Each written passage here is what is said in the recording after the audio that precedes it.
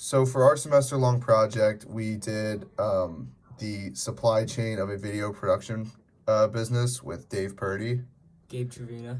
and Brandon Purdy. So Dave Purdy, he is my father. He's a freelance director of video production, and he's also a producer. He was the ex-VP of production for media imagery, as well as a Temple University graduate. Before that, he studied at Bucks County Community College for 2 years. On the supply chain, the suppliers for Mr. Purdy would be a company called the Red Star Rental Company located in Philadelphia. They provide him with any equipment that he'll need for the day that he does not own. So, for example, this Sony 4K camera, which he's seen using on the court at the 76ers game, was rented. And they also have these trucks that are located on the job site that provide him with proper wiring and the lighting tools needed to get him ready for a shoot. So the next part of the supply chain for video production, the inputs. So once he gets his rented equipment or the equipment he owns and he brings them with him, he'll start setting up for the shoot, which would be, as you see here, wiring up all the cameras, as well as you see this camera is placed on a tripod at the moment. Once they do this, they need to get set up with the proper lighting if they're doing an interview or lighting just for the court itself. After this, if they're doing an interview, they'll run over the script and make sure that everything looks okay. And then after that, if needed, they'll make sure that all the streaming services are set up so they're ready to go. So the next step would be the process, and the first picture we see here is the control truck that's located outside of the Wells Fargo Center. This would be the heartbeat of the operations, which is where they set up the proper graphics and cuts for the live video that comes in to be distributed for live TV production. The next picture we see is a more job-specific process. If you look in the top left corner, you see a projector screen showing a live Zoom that's globally broadcasted. This is because for some jobs, they need to ensure that live broadcasts are set up beforehand to make sure that the outputs will reach the desired audience. The final part of the process for Mr. Purdy's company is to occasionally edit pre-recorded videos. For this, he typically gets to work from his home office, where he will work on audio cuts and will fix up the videos for his consumers. So after he's processed his videos or after he's been set up at a job site, we'll look at his outputs. And for the most part, outputs are what we get to see on TV. So they can range from pre-recorded interviews or clips shown throughout the game or just the live broadcast of the game. But typically the output depends on the job what he's asked to do on the specific day. Sometimes it could be pre-recorded stuff that he has to edit, or sometimes it could be live. He touches on that a little bit more in the interview questions following the supply chain. Now, the final part of the supply chain would be the consumers. And for the most part, the customer for Mr. Purdy's business is the business that will hire him for a service. But however, his customer is not his consumer. The consumer is usually the audience of the broadcast, but while the customer is the one who hires him to set up the broadcast.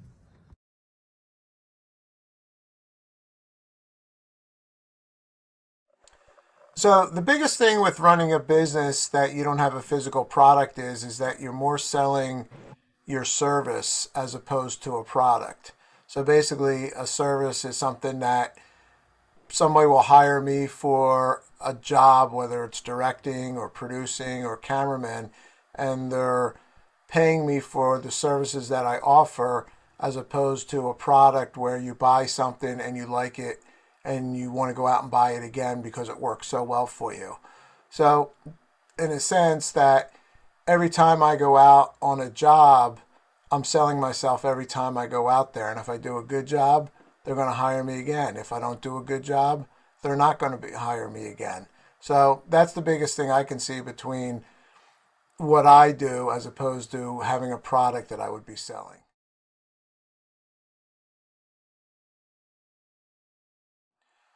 Well, the thing about my business is that there's a few ways to attack it. As far as making my services cheaper, you necessarily don't want to make them cheaper because the better service you offer, the more you can charge.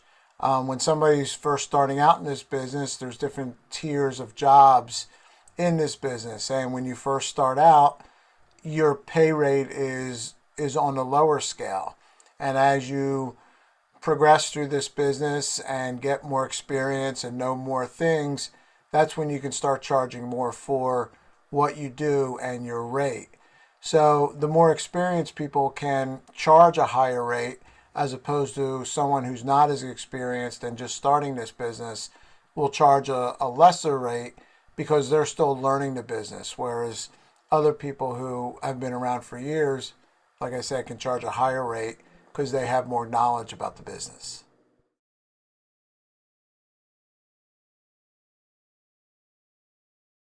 When I worked, when I first started in this business, I started as an intern and I started working for a production company. And it was a small production company.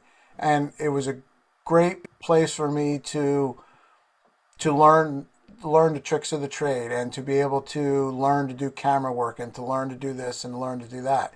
I then went and worked with an agency. And then when you're working with an agency, it's a much bigger world. You've got 50, 100 people as opposed to maybe 6 or 7 people in a company.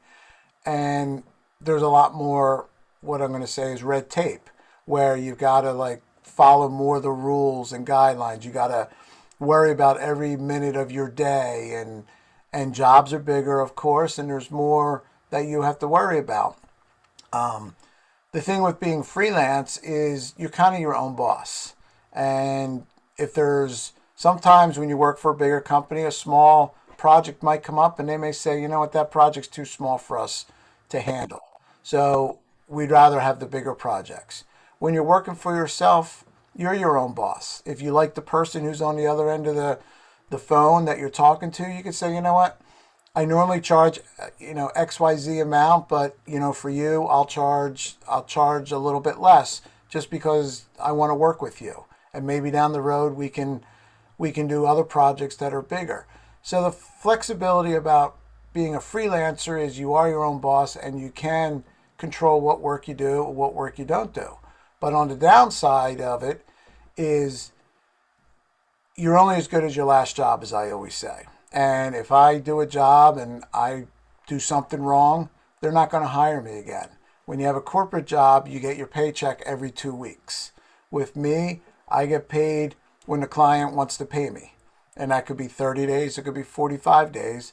Certain clients pay quicker, certain clients pay later. So it is a whole different way of working and one that you really have to learn to adjust to because there are a lot of ups and downs about being a freelancer. You may go 3 weeks without work and then you may go 3 weeks where you're working every day.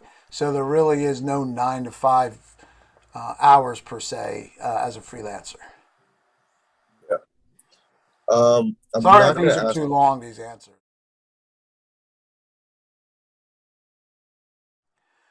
In the video business, it's really changed and evolved over the years.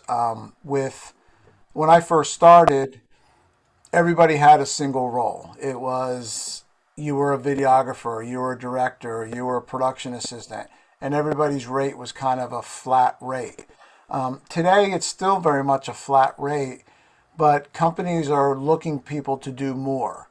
What they call like a predator, which is somebody who can shoot and edit and produce their own pieces. So that's almost taking 3 jobs and making it into 1 job.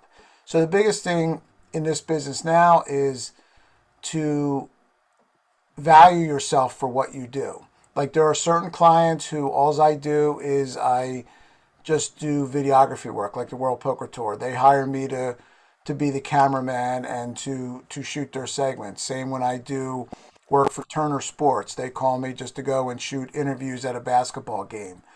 There's other clients who have me do a job from beginning to end, where I'll act as the producer and the director and the cameraman sometimes, and sometimes I even have to do audio.